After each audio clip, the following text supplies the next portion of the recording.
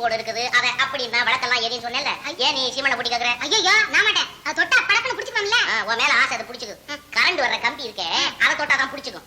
இது சுவிட்ச், இதை தொட்டா பிடிச்சுக்காது. அப்படின்னா ஆனு, இப்படின்னா ஆஃப். என்ன ஆனா? ஆணு பொண்ணு ஓப்படியா கொண்டியா எல்லாம் ஒரு குடும்பமே அங்க இருக்குது. நான் என்னத்த பண்ண சொல்லு. அதாவது அதுக்கு பேர் என்ன தெரியுமா? என்னங்க? சுச்சி.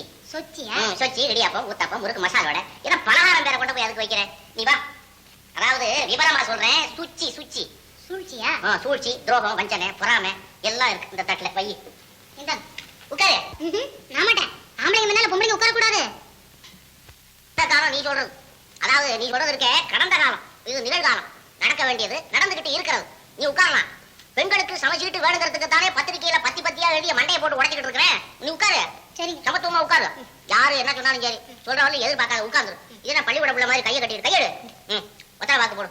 வெத்தலை வாக்கு போடுன்னு உனக்கு நான் சொல்லி கொடுக்குறேன் பாரு. மெல்லு மெல்லு மெல்லு மென்னு முழுங்கு முழுங்கு.